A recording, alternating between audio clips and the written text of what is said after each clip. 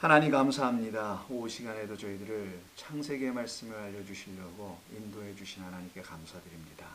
저희들 이렇게 삼삼오오 모여서 하나님의 말씀을 서로 주의 성령 안에서 나눌 때 하나님이 가르쳐 주시는 말씀으로 잘 들을 수 있도록 우리 모두에게 크신 은총을 허락해 주시옵소서. 예수님의 이름으로 기도드립니다. 아멘. 자, 여러분 여기 보니까 지금 앉아 계신 분들은 전부 다 이 부엌에서 일하시거나 아니면 그 정리하시냐 장로니까 전부 다 정리하시다 막 지금 오신 분들이에요. 여러분들이 애써서 이렇게 교회를 섬겨 나가십니다. 고맙습니다, 여러분. 자, 오늘 41장 46절부터 42장 17절까지 좀 깁니다. 본문은 긴데 내용은 복잡하진 않아요. 그래서 여기 있는 내용들 한번 쭉 살펴보는데 본문이 언제 기니까 하나하나씩 살펴가면서 중요한 부분들을 다뤄가면서 좀 하도록 하겠습니다. 보시게 되면 41장 46절부터 한번 볼까요? 이렇게 시작됩니다. 자, 지난 시간에 말씀 기억하시겠지만 자, 애굽의 총리가 되는 게 아니라 애굽 온 땅을 다스리는 자가 됐다 그랬죠. 총리는 아니고요. 자, 이렇게 뭐 총리를 해도 하든 뭐 상관없습니다만은 그가 하는 일이 세상의 총리 그 일은 아니라는 거. 미스라임이라는 애굽 억압받고 있는 그 땅, 거짓된 것에 의해서 억압을 받고 있는 그 땅, 그래서 기근을 맞을 수밖에 없는 곳, 이미 그 땅이 기근 아래에 있는 곳, 생명의 양식이 없는 그곳, 진리의 말씀이 없는 그 땅을 진리의 말씀 양식으로 주기 위해서 먼저 보냄을 받은 자가 지금 요셉이라는 거예요. 근데 오늘 이야기는 그 양식을 그럼 어떤 자들이 받을 거며 양식을 나눠 갖는, 먹는 그들은 도대체 이 양식으로 어떤 존재들이 되려고 이 이야기가 여기 기록된 것인가 라는 부분을 다루게 되는 겁니다. 자, 그래서 지난 시간에 이제 말씀 나눴던 그거에 이어서 46절을 보시면은요, 요셉이 애굽 왕 바로 앞에 설 때에 그의 나이가 30세라라고 시작합니다.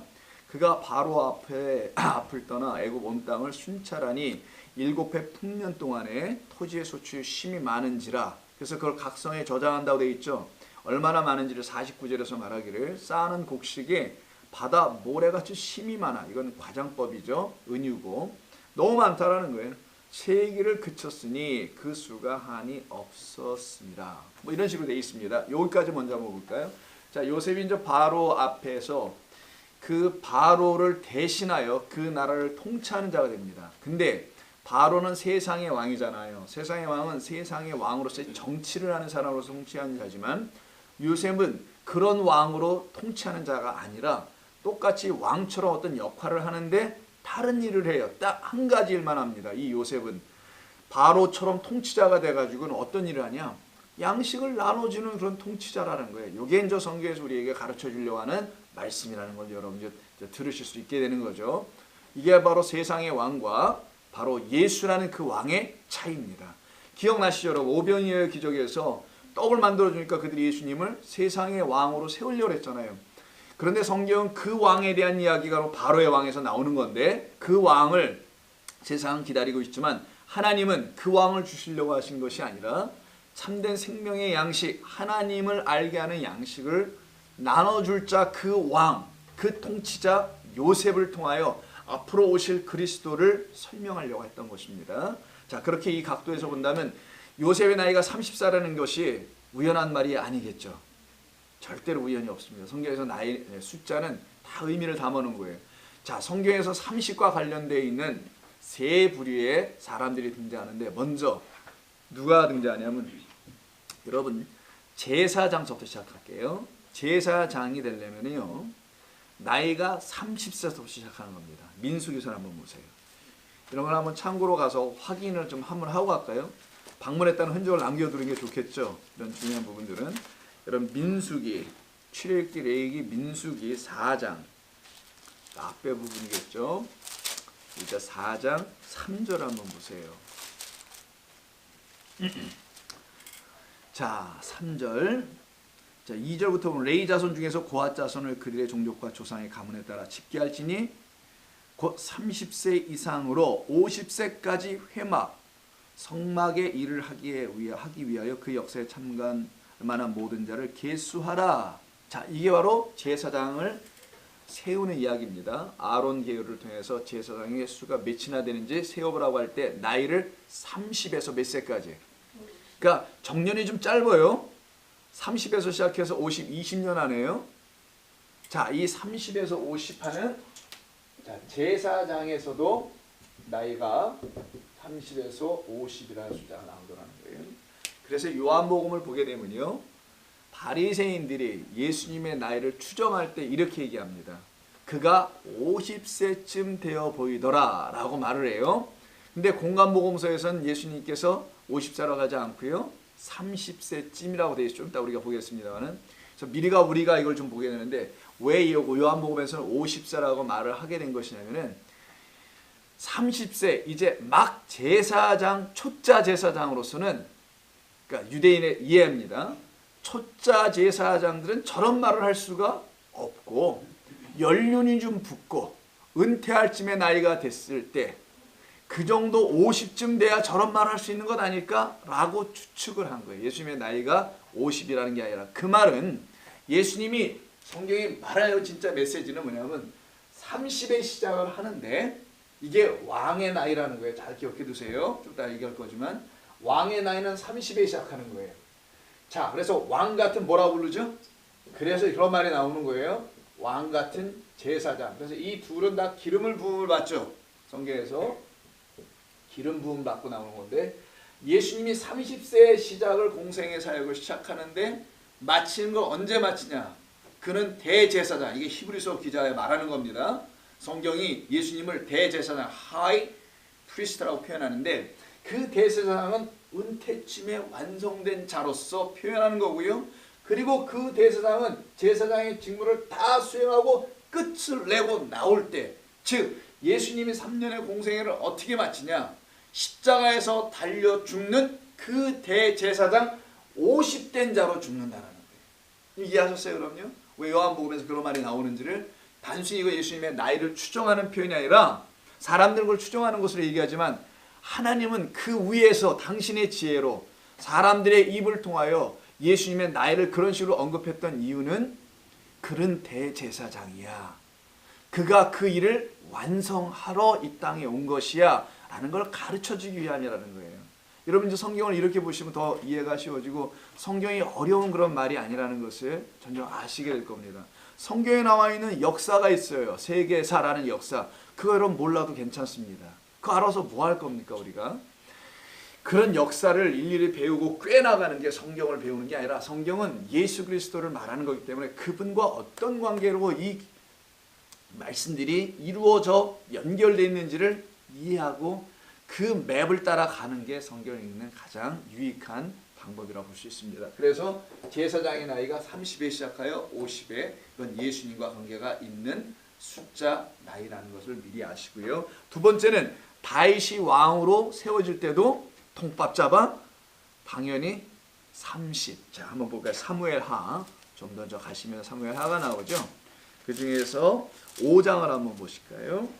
사무엘하 5장 4절. 사무엘하 5장 4절은 다윗이라는 왕이 세워지는 이야기가 기록된 것인데 한번 보세요. 다윗이 나이가 40세에 왕위에 오른지라, 죄송합니다. 30세에, 제가 30이라고 읽어야 되는데 40이 뭡니까? 40년 동안 했거든요. 40세가 아니라. 나이가 30세의 왕위에 올라 40년 동안 다스렸으니 처음 7년 6개월은 유다 지파만 다스려요. 그래서 헤브론에서 다스린다고 얘기가 나오는 거고요. 다시 예루살렘 그 여부수족을 몰아내고요. 여부수족이란 족이 예루살렘에 살고 있었거든요. 그들을 제거하고 그곳으로 이전합니다. 왕궁을. 그리고 예루살렘에서 33년을 더해요. 그래서 총 40년이라고 이야기를 하는 겁니다. 이때 이스라엘과 유다를 다스렸다. 이때도 30세네 보니까 그걸 왕의 나이, 제사장의 나이 같이 가고 있죠. 그래서 왕 그리고 제사장으로 이 땅에 오신, 그래서 다윗의 혈통에서 오는 그리스도 메시아가 돼서 오게 되는 거잖아요. 그것을 일관되게 성경은 이걸 다 썼을까 이런 식으로요. 이게 시대가 같은 시대 뭐 한 몇십 년 안에 썼다면 짜집기려도 할 텐데 이게 역사적으로 몇천 년을 두고 쓰는 건데 이걸 누가 쓰겠냐고요. 성경은 성령께서 편집해 나가시는 거죠. 자, 이때도 그렇고요. 여러분 누가복음 3장을 보겠습니다. 이제 예수님을 가서 볼까요? 누가복음으로 한번 볼게요. 예수님에 대한 탄생 이야기 이런 부분은 마태하고 누가복음에서 기록하는데 그때 누가복음 3장 23절 유년 시절이 다 지나간 다음이겠죠. 3장 23절 보겠습니다. 세례를 받으시고 난 다음에요. 물에서 나오신 이후에 예수께서 가르치심을 시작하실 때에 천국 복음을 가르치는 겁니다. 그때 나이가 30세쯤 되시니라. 사람들이 아는 대로 그는 요셉의 아들이니 요셉의 위는 헬리오. 위로 거꾸로 가려합니다. 먼저 예수, 요셉 이렇게 올라가는 거예요. 어디까지 가냐? 이왕 간 김에 한번 볼까요? 38절. 그 위는 에노스요. 이때부터 비로소 여호와 이름을 불렀다고 하는 에노스요. 그 위는 셋이요. 그 위는 아담이요. 가인과 아벨은 사라지죠. 없죠 여기. 왜냐하면 다 죽었으니까. 가인은 또 그것을 받지 못하기 때문에 셋을 따로 주셨으니까 그 위는 하나님이시라. 그럼 예수님으로 시작하여 하나님에 이르기까지로 쭉 올라가는 것. 이게 바로 오늘 성경에서 말씀하고 있는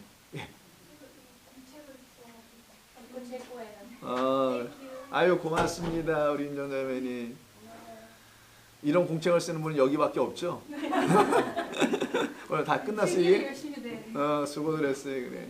그래요, 그래. 자, 그래서 계속 봅니다. 예수님께서 공생하실 때도 누가 3장에 보니까 30세. 그럼 30세가 지금 다 어디에 집중되어 있냐? 시작이 요셉에 있다라는 거예요. 그래서 요셉도 지금 바로처럼 왕으로서의 역할 하고 있고요. 그리고 요셉은 어떤 왕으로 역할하냐? 양식을 나누어 주는. 예수님이 가르치셨다고 하죠. 그게 바로 하나님 나라의 양식을 주는 거잖아요. 그래서 일치가 되는 거예요. 성경은 이런 식으로. 막 그냥 아무렇게나 갖다 붙이고 막 그러는 게 아니고. 자, 그렇게 해서 이제 요셉이 그 바로 앞에서 30세가 됐을 때 그를 그 나라를 통치하는 게 아니라 양식을 맡아 관장하는 자가 되어 순찰을 떠났다 그러잖아요, 지금. 그리고 나서 7해 동안 풍년이 먼저 들어오죠. 풍년이 가득해서 그 땅이 먹을 것이 많이 생깁니다. 이 풍년과 더불어서 또 다른 풍년이 요셉의 삶에도 이루어지는 게 두 아들을 낳게 되는 이야기가 51절에 있습니다. 요셉이 그의 장남의 이름을 므낫세라 하였으니 하나님이 내게 내 모든 고난과 내 아버지의 온 집 일을 잊어버리게 하셨다 함이라 라는 뜻에서 므낫세라고 이름을 짓습니다. 그러니까 얼마나 많은 고난을 당했어요, 요셉이요. 그것을 한 번에 다 잊어버리게 하신다. 사라지게 하게 하신다. 그래서 므낫세는 사라지는 거예요. 어떤 존재로 상징되어 사라지는 거냐? 고난을 상징하는 고통의 시간들을 짊어지고 떠나야 할 자. 그게 장자예요, 사실. 이게 장자잖아요, 원래 이 므낫세가. 장자는 어떤 존재의 고통을 대신 지는 자. 여기 본문의 상황에서는 요셉의 고통을 대신 진 자로서의 한 인간의 고통을 진 자로서의 아들로 태어난 게 므낫세잖아요. 자, 그럼 그 이야기 속에서 우리가 얻어들을 수 있는 게 뭐냐? 참된 진리, 성경에 말하고 있는 내용이 뭐냐? 고통 가운데 있는 내 백성, 신음하고 있는 내 백성의 고통을 없애게 해줄 어떤 장자로 말미암아 그 고통은 끝나게 될 것이다. 이걸 설명하는 거예요. 그리고 아들 하나 더 나네요. 이름이 에브라임이라고 52절에 나옵니다. 그런데 이 므낫세와 에브라임 이 두 아들이 말씀하려고 하는 내용이 있어요. 전에도 우리가 에브라임과 므낫세는 설명한 적이 있었습니다. 한번 더 해보자고요. 자, 두 떡관원 이야기 아시죠? 떡관원과 술관원에 대한 이야기. 떡관원은 죽고 술관원은 살아나요. 그거는 다 예수 그리스도 안에서 일어나는 죽음과 부활에 대한 이야기를 그 떡관원과 술관원장을 통해서 말씀하는 거라. 그래서 그게 바로 하나님의 꿈 하나였다. 그래서 바로 당신이 꿈도 하나다라고 지난 시간에 말씀을 나눴지 않습니까? 바로 그 하나의 꿈을 이뤄나가기 위해서 요셉을 지금 계속 꿈을 꾸게 하시고 꿈꾼 자들을 요셉에게 보내시는 얘기잖아요. 그 요셉이 지금 그 하나님의 꿈대로 아들도 딱 둘을 낳습니다. 그래서 계속 둘 가요. 실제로 요셉이 아들을 둘을 낳는지 둘 이상을 낳는지 우리는 관심이 없습니다. 성경에서 그 요셉을 통하여 말씀하려고 하는 내용이 중요해요. 자, 둘을 낳습니다. 자, 므낫세와 에브라임인데 므낫세는 고통을 떠나가게 하셨다. 잊어버리게 하셨다라는 이름으로 그는 떠나가 역사 속에서 사라집니다. 누구로 등장하게 하냐? 장자는 떠나고 차자인 에브라임을 등장시키더라는 거예요. 그게 창세기 49장 7장에 가면은 야곱이 죽기 전에 두 아들을 축복해주는 사건 속에서 우수와 좌수를 서로 엇갈리는 이야기 한번 들어보셔서 알 겁니다. 그때 이게 나타난단 말이에요. 그 이야기를 근거하고 전제해서 본다면 이때 왜 떠나간다, 잊어버리게 한다는 이야기가 나오게 되는 거예요. 예수 그리스도를 통하여 하나님을 알지 못하는 우리가 그를 알지 못하니까 온갖 자기의 수고와 고통 가운데서 하나님을 알려고 시도하는 모든 것들이 그 장자가 와서 대신 십자가에서 죽어주는 사건이 무엇인지를 우리에게 다시 가르쳐 줌으로 말미암아 그게 그런 거였어요 라고 깨달아 알게 되는 것, 이게 바로 장자 예수의 죽음을 말하고, 그 예수가 죽으니까 그 예수의 죽음으로 말미암아 밑에서 지금 아까 요한복음 기억나세요? 아들이니이다 라고 얘기하죠. 오늘 다 못했어요. 사실은 1시간 넘게 할 것 같아서. 아들이다 라고 하는 그 아들이 뭐라는 거예요? 에브라임. 자, 에프라임이니까 파라에다가 임이 붙어요. 이렇게. 이건 복수가 아니라 쌍수라고 했어요. 짝이라는 거예요. 누구의? 므낫사의 짝 에브라임이라는 거예요. 이게 바로 예수의 짝 보혜사 그리스도 성령이라는 걸 가르치려고 하는 거예요. 성경은. 그 예수의 십자가의 죽음으로 말미암아 밑에 있는 마리아라는 우리 교회 여자가, 이 예수 그리스도를 영접한 그 여자인 교회가 이로 인하여 많은 뭐를 맺어요? 열매를 맺다. 그래서 에브라임의 뜻이 번성하다, 많은 열매를 맺다. 여러분, 이렇게 성경을 듣게 되시면 이게 도대체 사람이 하는 이야기겠냐고요. 아니면 제가 여러분에게 사람이 이야기 아닌 것처럼 말을 하고 있는 건가요, 여러분? 그러니까 예사모님 들어오세요. 수고하셨습니다. 또 모셔다 드리고 오시느냐고. 앉으세요. 그러니 요셉이 지금 아들 둘을 낳는 이야기가 그냥 막 나는 게 아니어야 되죠. 그렇지 않을까요, 여러분? 바로 이걸 설명하는 거예요. 우리라는 존재들, 그 고통 가운데 있는 우리, 이걸 압제, 미스라임이라는 애굽 땅에 있는 우리를 말하는 거예요. 우리가 할 수 있는 유일한 것은 하나님이 보내시는 의인을 죽이는 것밖에 할 수 있는 것이 아무것도 없는 자들이에요. 왜냐하면 우리가 깨달은 의와 진리는 참된 진리와 의로운 자로 이 땅에 오신 그분을 못 알아보니 죽이게 되는 일을 했더라는, 그게 역사 속에서 이스라엘 백성을 통하여 설명해 놓은 거지, 이스라엘 백성들이 죽일 놈들이 이런 얘기가 아니란 말이에요. 그건 우리도 똑같이 이렇게 한다는 거예요. 그걸 갖다가 성도가 고통 가운데 있는 것이라고 표현하는 겁니다. 그 고통을 대신 므낫세가 죽는 것은 곧 예수의 죽음, 그가 짊어지고 떠남으로 우리 가운데서 거짓된 것이 사라지게 만드는 십자가의 사건이 진리를 설명해 주게 될 테니, 그것으로 거짓은 사라지고 참된 진리를 수용하게 되는 사건, 십자가의 사건을 설명하는 거예요. 이게 지금 그걸 통하여 에브라임 많은 열매를 교회를 통하여 맺게 하겠다.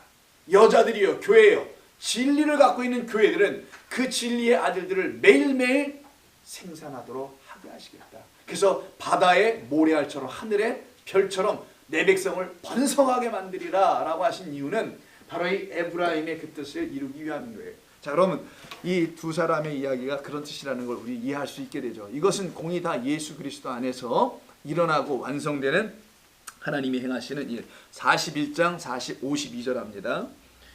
자, 그래서 여기서 좀 더 나갑니다. 이때 두 아들 중 둘째 아들에 한번 관심을 가져보세요. 에브라임입니다. 이 에브라임은 요셉의 마지막 아들이죠. 그렇게 생각하자라는 거예요. 둘째임과 동시에 마지막이잖아요. 그러면 야곱에게 마지막 아들이 있죠. 누굽니까? 요셉의 동생 벤야민이라는 아들이 있어요. 한국말로 그냥 벤야민 썼는데 사실은 벤야민이에요. 벤자에다가 야민입니다. 이 벤야민이 오늘 이야기 속에 등장을 하게 됩니다. 좀 이따 보자고요, 그거는. 그런데 이 두 아들에게는 공통점이 있어요. 요셉의 마지막 아들인 에브라임과, 그리고 누구? 야곱의 마지막 아들인 베냐민에게는 어떤 공통점이 있냐? 마지막이라는 공통점이 있고, 그리고 또 하나는 에브라임이라는 그 말 속에서 베냐민이 어떤 존재가 이미 한번 드러나게 됩니다. 우리가 전에 한번 나눴던 건데 한번 미리 또 한번 볼까요? 35장 보세요. 창세기 35장 16절 이하. 35장 16절. 그들이 베델에서 길을 떠나 에브라스에 이르기까지 얼마간 거리를 둔 곳에서 라헬이 해산하게 되어 심히 고생하여 그가 난산할 쯤에 산파가 그에게 이르되 두려워하지 말라. 지금 내가 등남 아들을 낳을 것이라 하며 그가 죽게 되어 그의 혼이 떠나려 할 때 아들의 이름을 베논이라 불렀으나 그의 아버지는 그를 베냐민이라 불렀더라. 라헬이 죽음에 에브랏 곧 베들레헴의 그 길에서 장사되었도다. 이때 에브랏이 나오죠. 이 에브랏이 현재의 이름은 베들레헴이라는 거예요. 이곳에서 누가 죽어요? 라헬이 죽어요. 라헬이 죽고 누가 태어난다고요? 마지막 아들 벤야민, 벤 아들, 야민 오른손. 오른손이라는 건 의의 아들이라는 걸 말하는 거예요. 의의 아들이 여기서 태어나는데 이 장소가 에브랏, 이게 바로 에브라임입니다. 베냐민이라는 그 요셉의 야곱의 마지막 아들과 요셉이 지금 낳은 아들의 마지막 에브라임은 닮아 있는 거 이렇게요. 이걸 어떻게 설명을 할까? 이걸 다 이렇게 닮아 있다라는 것만 그냥 설명하고 말아야 되는데 사실은 여러분이 점점 하면 이해하시게 될 거예요. 닮아 있는 겁니다. 에브라임과 이 지금 요셉이 낳은 에브라임과 야곱의 마지막 베냐민은 닮아 있는 거예요. 지금 므낫세 바로 에브라임 여기서 이야기되는 이 부분에서 왜 베냐민 의의 아들은 12번째 아들이죠. 마지막 아들 12번째. 12번째는 마지막이니까 완성된 아들이란 뜻이에요. 라헬이 죽음으로 낳고 완성하는 여인. 아들을 갖다가 베냐민이라고 부르는 거고요. 이 므낫세 그리고 에브라임 좀 더 설명하면 아까 예수 그리스도라고 말씀드렸었죠. 즉 예수의 죽음 그 므낫세와 에브라임 다시 새 생명으로 부활하여 열매 맺은 그래서 부활의 첫 열매라고 하는 거예요. 예수님을 갖다 그냥 그런 말을 계속 그냥 성경에서 막 쓴 게 아니라는 겁니다. 왜? 그게 므낫세 에브라임에서 에브라임이 열매를 맺다기 때문에 그리스도 예수를 모든 성도들의 부활의 첫 열매라고 하는 거예요. 그게 바로 진짜 죽었다가 살아난 성도. 그게 바로 예수 그리스도처럼 첫 부활의 열매를 뒤따라간 두 번째, 세 번째 열매들이라는 거예요. 이게 많은 열매를 맺는다는 뜻이에요. 그래서 요한복음 16장 7절을 보세요. 요한복음 16장 7절.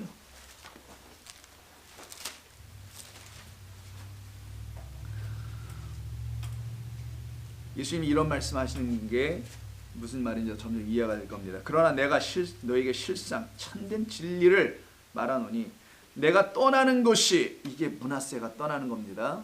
떠나는 것이 너희에게 유익이라. 내가 떠나가지 아니하면 보혜사가 너희에게로 오시지 아니할 것이요 가면 내가 그를 너희에게 보내리니 그가 와서 너희를 온전케 할 거라는 거잖아. 진리의 성령이 되어서 뒷말은 쭉 관련되는 거니까 이 말이 바로 그런 뜻이라는 거예요. 그래서 므낫세와 에브라임 두 아들을 요셉이 가졌다라고 말하는 이유가 거기에 있는 것입니다. 이들이 나중에 땅을 기업으로 얻을 때는 므낫세 반지파 이렇게 나눠져요. 그건 나중에 또 좀 얘기하기로 하고요. 자, 이런 이후에 온 땅에 다시 풍년에서 흉년인 기근을 맞게 됩니다. 창세기로 다시 한번 돌아가 볼까요? 그게 55절쯤 될 거예요. 자, 먹을 것이 충분히 많아요. 어디에만? 애굽 온 땅에만 먹을 것이 있더니가 54절이에요. 세상에는 먹을 것이 하나도 없는데 요셉이 있는 그 땅에만 먹을 것이 있어요. 요걸 애굽이라고 하죠. 그거를 광야 세상 교회라고 하는 거예요. 이 광야 교회라고 하는 겁니다. 바로 그곳에만 양식이 있다는 걸 설명하는 거예요. 온 지면에 기근이 있기 시작합니다. 그때 요셉이 모든 창고를 다 열게 합니다. 모아놨던 모든 곡식을 애굽 백성에게 팔아요. 그냥 주는 게 아니야. 팔아. 이게 중요한 개념입니다. 애굽 땅에 기근이 심하여 각국 백성도 양식을 사려고 온 땅의 사람들이 애굽으로 들어옵니다. 양식은 거기밖에 없다라는 걸 설명해요. 양식은 바로 광야 교회만 있다라는 걸 말하는 겁니다. 요셉에게 이르렀으니 기근이 온 세상에 심하였더라라고 증거합니다. 자, 이 55절에서 우리가 알아야 될 것은 이런 말을 합니다. 애굽 온 땅이 굶주림에 백성이 바로에게 부르짖어 양식을 구하는지라 이렇게 돼 있죠. 온 세상이 다 굶주려 지금. 애굽 땅도 마찬가지라는 거예요. 그런데 양식을 갖고 있는 자 요셉만 딱 있을 뿐입니다. 창고는 닫혀 있어요. 양식을 갖고 있는 요셉에. 그때 사람들이 백성이 정치가인 바로 땅의 왕인 바로에게 찾아갔어요. 뭘 달라고? 양식을 달라고. 그랬더니 이 땅의 왕이 양식을 줘야 하잖아요. 근데 백성에게 양식을 못 줘. 그래서 이가 왕이 아니라는 걸 성경이 좀 말하려고 하는 겁니다. 성경이 말하는 왕은 따로 있다는 걸 설명하는 거예요. 이때 바로에게 부르짖어 양식을 구하는지라. 그때 바로가 애굽 백성에게 이르되 요셉에게 가서 요셉에게 가라고 합니다. 그리고 하는 말이 이런 말을 붙여요. 어디서 많이 들어본 표현인데 그가 너희에게 이르는 대로 하라.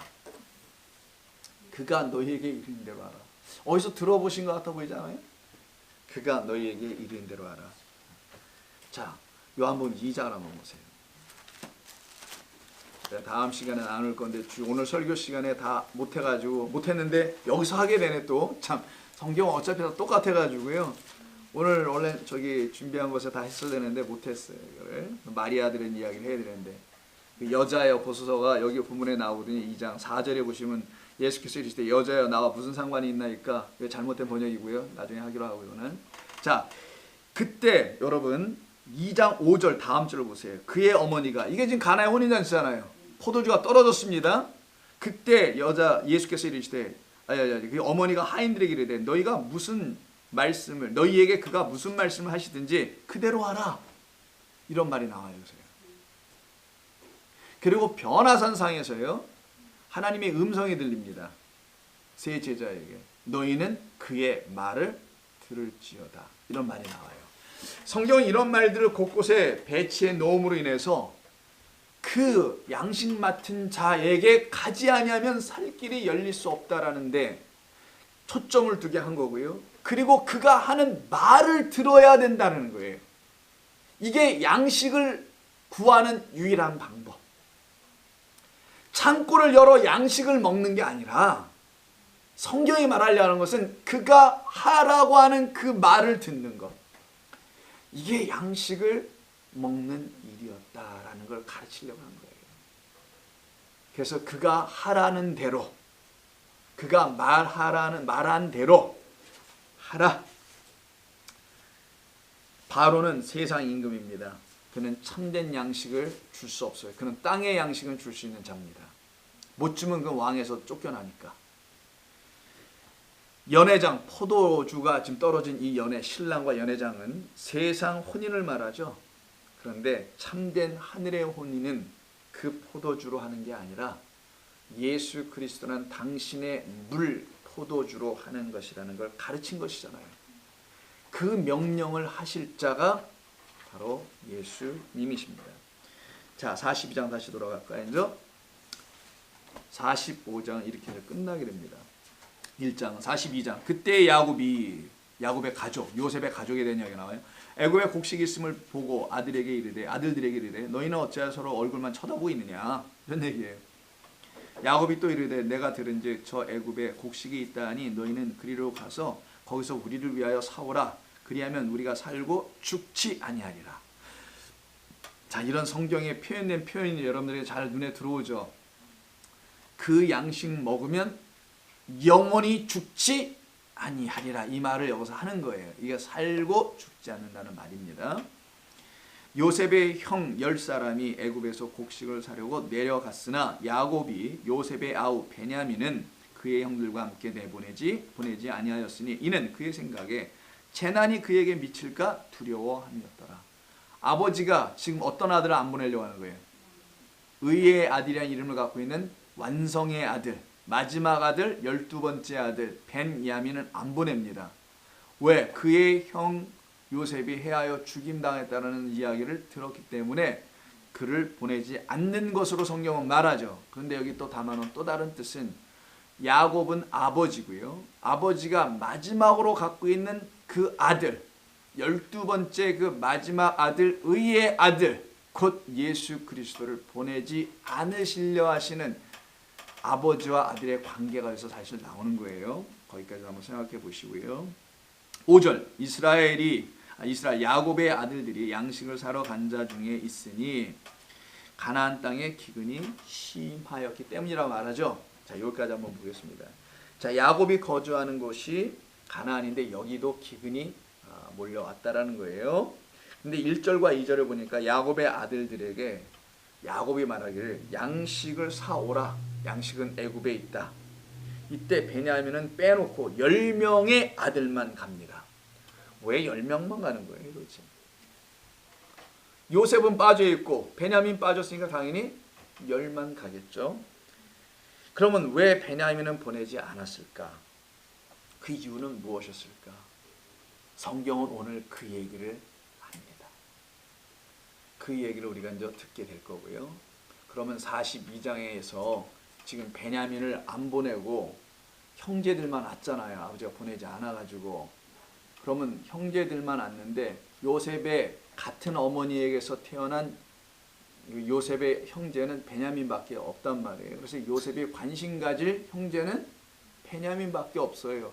10명 그다지 중요하지 않을 수도 있겠죠.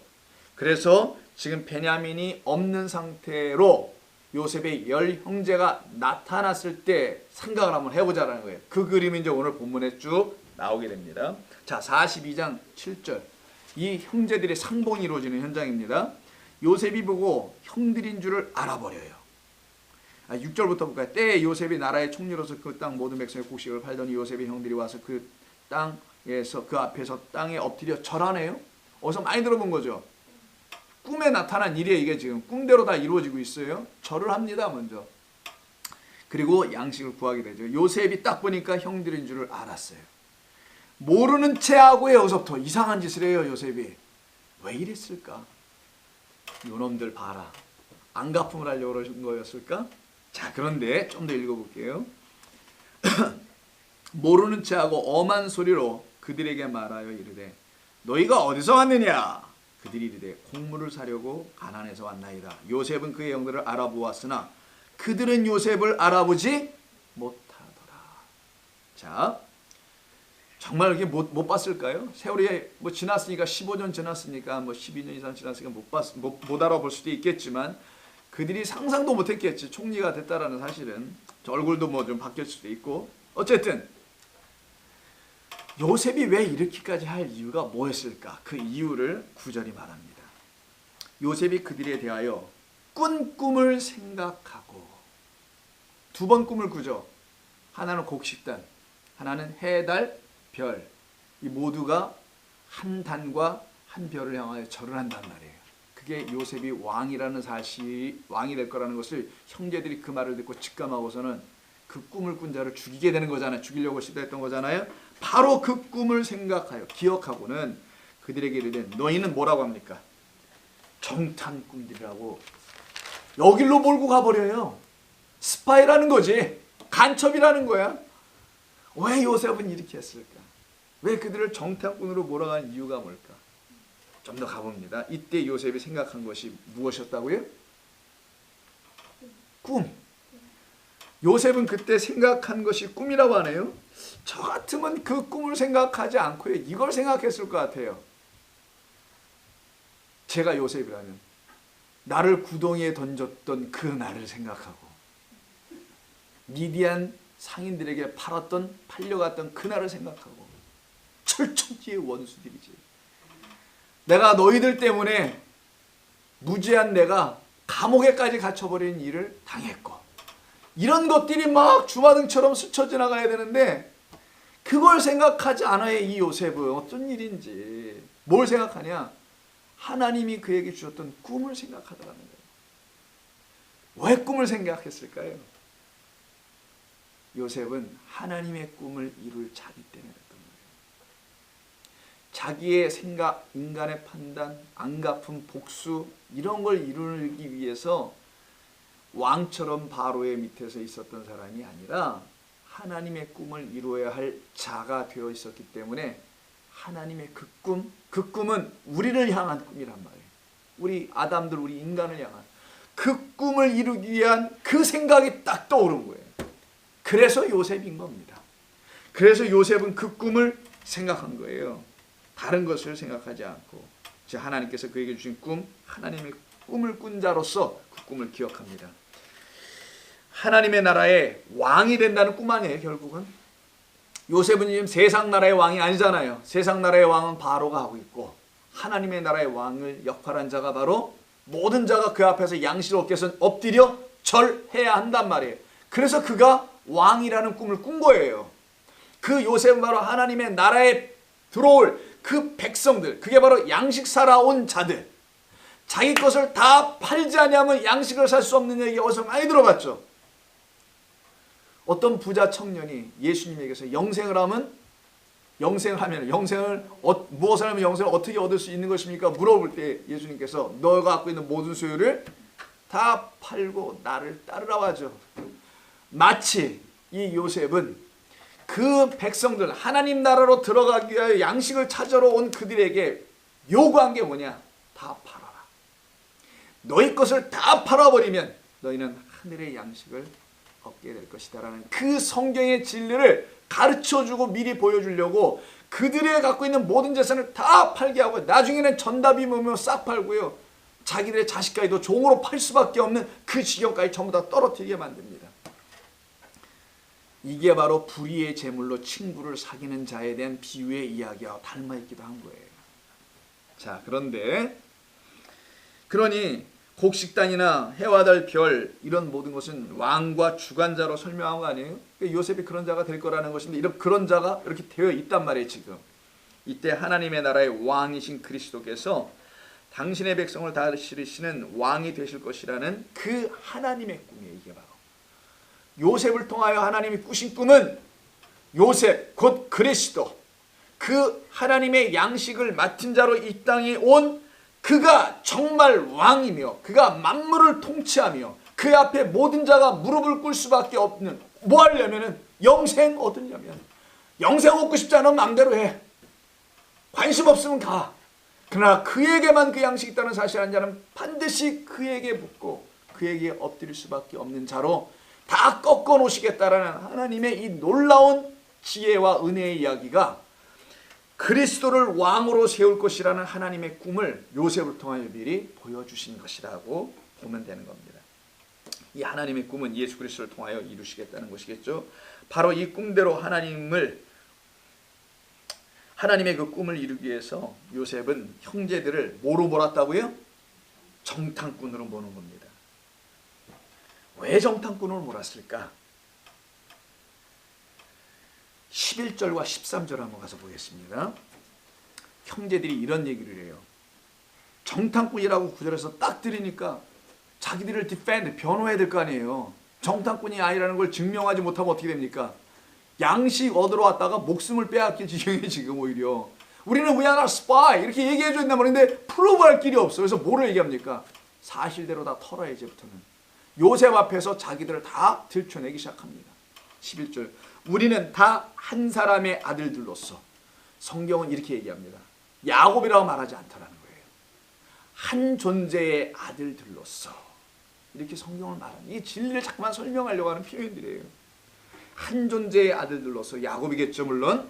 당신의 종들은 정탐꾼이 아닙니다. 우리는 10사람이면 정탐꾼이 아니고 섞여 아무 집안에서 막 온 게 아니고 나라에서 보낸 게 아니라 한 집안의 그냥 형제들일 뿐입니다.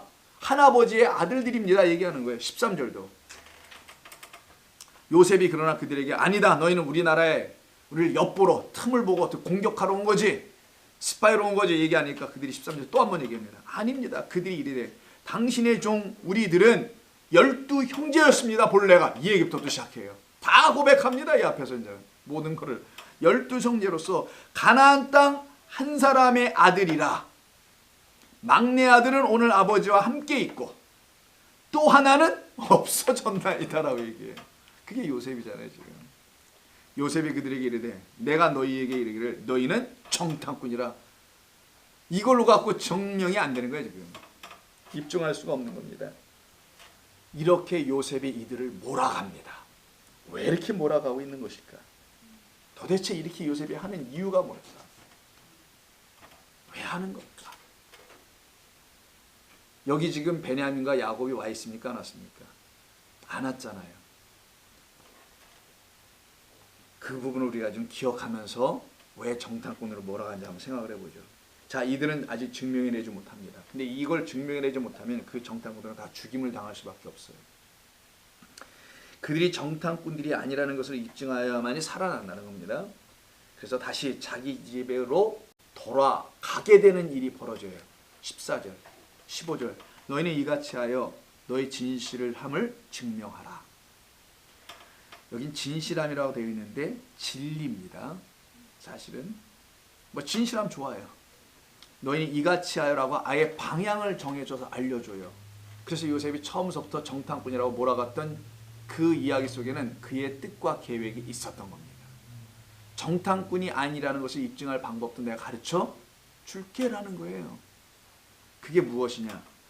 바로의 생명으로 맹세하노니 너희 막내 아우가 여기 오지 아니하면 너희가 여기서 나가지 못하리라. 여러분, 여기는 밑줄 좀 그어놓으세요. 이건 복음을 설명하는 거예요.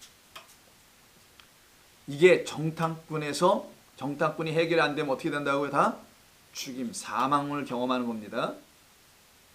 그런데 너희가 이것이 해결되면은 너는 더 이상 정탐꾼이 아니야. 해결이 뭡니까? 막내 아들을, 동생을 데려와, 이 얘기예요. 막내 아들의 이름이 뭐라 그랬죠? 벤야민, 마지막 12번째 아들, 의의 아들, 오른손의 아들, 그 아들을 데리고 와. 그러면 너희는 여기서 나갈 수 있을 것이나 막내가 여기 오지 못하면 너희는 여기서 나가지 못하리라. 이 말은 복음을 설명하는 거예요. 자기의 남은 형제 베냐민과 그의 아버지 야곱을 다시 여기로 데리고 오지 않으면 너는 여기서 못 나가게 할 거야 라고 해서 그 중에 한 형제를 볼모로 잡아놉니다. 그리고 9을 돌려보내요.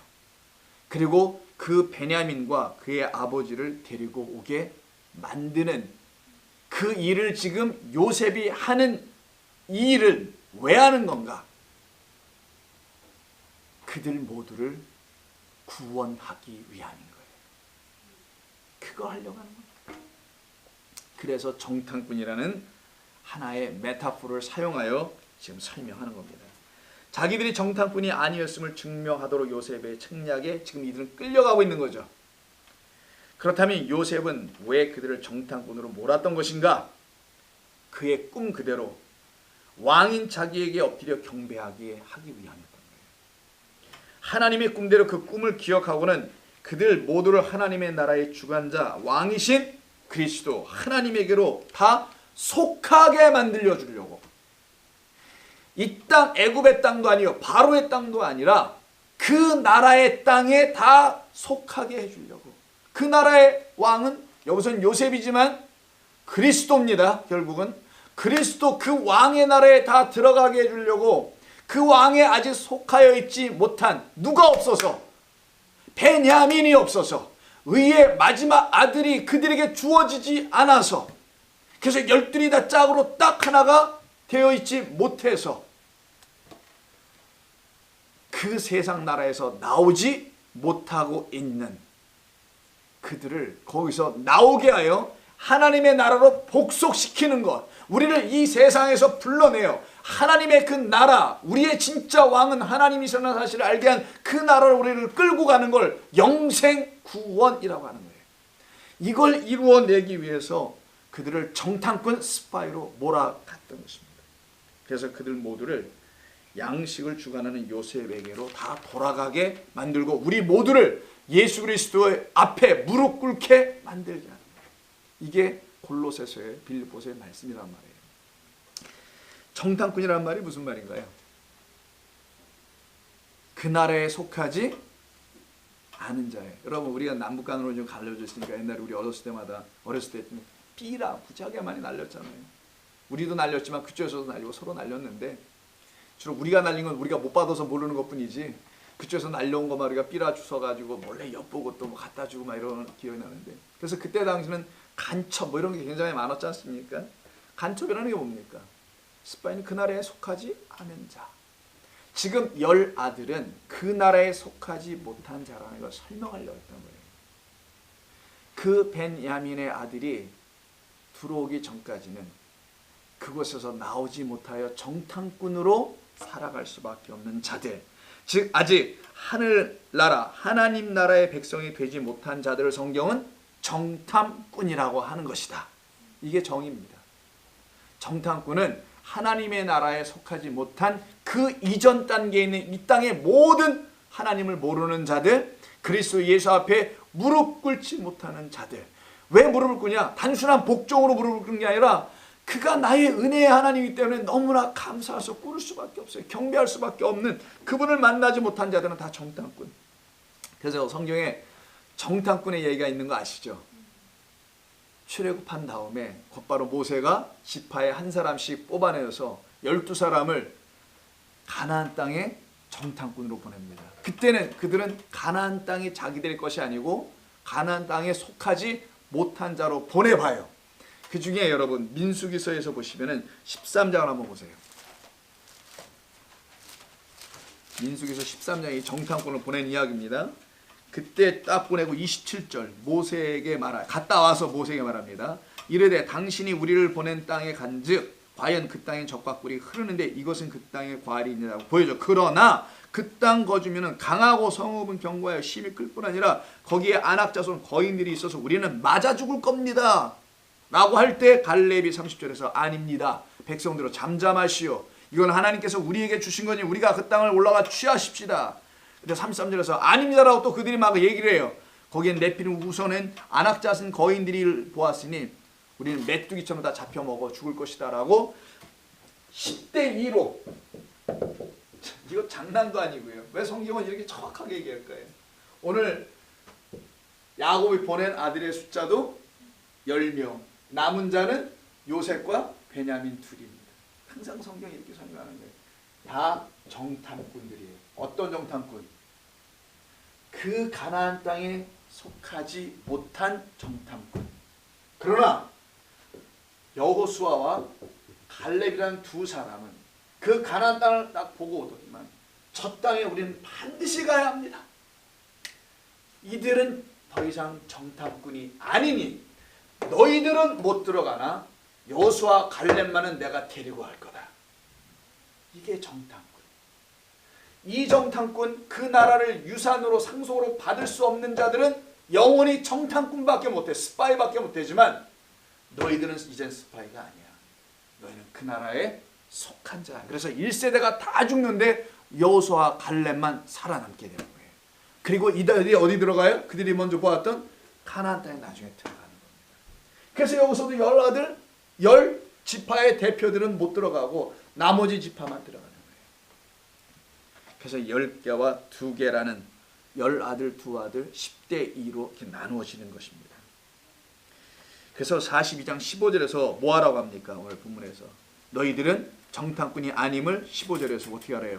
증명하라 이 말이 나오죠. 이때 증명하다가 단순히 증명하다가 아니고요. 이걸 베헨 이렇게 쓰는데 마칸이라고 하는데요. 이 말은 테스트하는 거예요. 이 테스트하라. 증명해봐. 그래서 나를 확신시켜줘. 이런 말입니다. 이걸 확신시켜주지 못하면 너희는 결단코 여기서 못 나가. 넌 영원히 이 세상이란 땅에 갇힐 거야. 하나님의 따름은 발도 못 뻗친다. 이 얘기를 하는 거야 성경은 지금. 그때 하는 게 테스트해라. 증명하라. 너희에게 무엇이 있는지를. 누가 있는지를 증명하라는 거예요. 아버지와 아버지의 마지막 아들 벤야민이 너희에게 있는지 내가 봐야만 하겠다. 이해하셨어요? 무슨 말인지? 영원하신 아버지와 그가 보낼 의의 아들이 너희들에게 있는지 내가 봐야만 하겠다. 그래서 16절에 이런 말이 나오는 겁니다. 너희 중에 하나를 보내어 너희 아우를 데려오게 하고 너희는 같이 있으라. 자, 아까 거꾸로 얘기했네. 하나만 보내고 나머지는 다 가둬놓습니다. 내가 너희의 말을 어떻게 또 박한 시험하여 너희 중에 뭐가 있는지 진실이 아니에요. 에메트 진리예요. 이거는 진리가 있는지. 우리에게 있는 진리는 뭘 깨달은 정도가 아니라 영원하신 아버지가 내 안에 그리고 그리스도가 내 안에 그게 바로 야곱으로 설명한 거고요. 그리고 또 누구로? 마지막 아들 벤야민 의의 아들로 설명한 거란 말이에요. 그게 그리스도라고요 사실은. 그걸로 설명하여 그 아들과 너희가 하나가 딱 되면서 요한복음 17장에서는 아버지와 내가 하나인 것처럼 그들도 하나가 되게 하옵소서. 이게 완성이에요. 사실은 구원에. 이것이 너희 안에 있는지, 그걸 진리라고 하는 건데 그 진리가 너희 안에 있는지 내가 보면 너희는 이 땅에서 묶이지 않을 것이다. 결단코 나가지 못한다고 말하죠. 어디서 많이 들어본 말이죠. 이것도 마태복음 5장을 보세요. 산상순에 있는 말입니다. 사실은 마태복음 5장 26절 3절 이하 쭉 나오는 건데요. 뭐 그 앞에서부터 나오는데 노하지 말라 하는 얘기에서부터 시작해서 나오는 건데 23절 그러므로 예물을 제단에 드리려다가 거기서 내 형제에게 원망 들을 만한 일이 있는 것이 생각나거든 예물을 제단 앞에 두고 가서 형제와 화목하고 그 위에 와서 예물을 드리라. 너를 고발하는 자와 함께 길에 있을 때 급히 사화하라. 그 고발하는 자가 너를 재판관에 내어주고 재판관이 옥리에게 내어주어 옥에 가둘까 염려. 이게 지금 옥에 갇히잖아요. 이들이요. 본문에서 진실로 이건 진리이다. 너희에게 이 진리를 가르쳐 줄 테니 잘 들어라. 네가 한 푼이라도 남김없이 다 갚기 전에는 결코 거기서 나오지 못하리라. 이게 에스카토스 코드란테스라고 하는 겁니다. 마지막 그 4개 중에 하나란 뜻이에요. 마지막 그 4분의 1, 그 코드란테스라는 별것도 안 되는 동전입니다. 아주 한 입이에요. 쿼러에 요즘 말로 하면 쿼러 하나를 갚아내야만이 너는 나올 수 있어. 그래서 마지막 쿼러라는 이 뜻, 즉 마지막 것 4개 중에 하나로 이 땅에 오신 사랑이라는 이름으로 오신 게 마지막 4개 중에 하나예요. 그 사랑이라는 이름으로 이 땅에 오신 그가 그것을 다 갚아줄 때 너희는 거기서 풀려 나오는 거야. 이 얘기를 하는 겁니다. 그래서 오늘 본문 42장 15절에서 너희가 갚지 못하면, 너희가 증명하지 못하면, 너희 안에 그 진리가 있음을 보여내지 못하면 이런 말이 되는 거죠. 그것을 시험한다는 겁니다. 이때 42장 16절에서요. 내가 너희의 말을 시험한다고 되어 있죠. 이렇게 된 건 약간 의역이고요. 뒤죽박죽 번역이고 이런 말이에요. 너희 말을 시험한다는 게 아니라 너희 말이 진리인지를 시험하겠다 이렇게 써 있어요. 본래는 너의 말이 진리인지를 이렇게 써 있어요. 본문은 좀 다릅니다. 뉘앙스가 굉장히. 내가 너희 말을 시험하여라고 되어 있죠. 순서가 아니고요. 너희 말이 진리인지를 시험하겠다 이런 말이에요. 그러니까 우리 성도는 하나님의 말씀을 들으면서 내가 갖고 있는 지금까지 깨달았던 하나님의 말씀, 신앙생활하면서 알고 있는 말씀이 참된 말씀이냐 아닌지를 그 말씀을 통하여 확인받아야 되는 거예요. 그리고 거기서 수정하고 변경하고 변화가 일어나야 되는 겁니다. 잘못됐으면. 그리고 주의 말씀에 순복하고 그 말씀을 받아들이는 거죠. 물론 이단 사설을 받아들이면 안 되겠죠. 그래서 다시 16절 너희 말을 시험한다는 게 아니라 너희 말이 진리인지를 시험하겠다. 이거예요. 올바른 번역은 그래서 이때 너희 말이 다 바르고요. 진리가 에메트라는 단어가 쓴 겁니다. 그 말이 진리야. 너희가 갖고 있는 말이 진리의 말씀이 되어야 해. 이것이 있는지를 내가 보겠다. 이걸 호몰로기아라고 하는 거예요. 같은 말을 한다라는 거예요. 예수께서 갖고 계신 그 말씀이 내게도 있으면, 진리로 내게도 있으면 그것으로 너희는 입증받은 거야. 그래서 내가 그 말을 지키지 못한다 할지라도 너는 심판받지 않는다고 요한복음 12장에서 우리 주님이 말씀했던 겁니다. 그게 확인됐기 때문에. 그래서 심판 안 받는 거예요. 그래서 정탐꾼은 그의 나라에 속하지 못한 우리들의 옛 모습인 겁니다. 이런 우리들을 시험하여, 그 시험하는 거예요. 그런 우리들을, 정탐꾼인 우리들을, 옛것으로 묶여있는 우리들을 시험하여 그리스도의 참된 믿음 안에서 확신하게 해주시는 그 하나님은 좋으신 하나님일 수밖에 없습니다. 다시 확인시켜 주시는 거니까. 더 이상 하나님의 나라에 이방인으로 살아가게 하지 않고 정탐꾼으로 살아가지 않고 기웃기웃거리게 하지 않고 그의 나라에 속한 백성들이 되게 하시기 위해서 그 나라의 왕을 알아보고 그를 시인하고 당신이 그분이셨군요.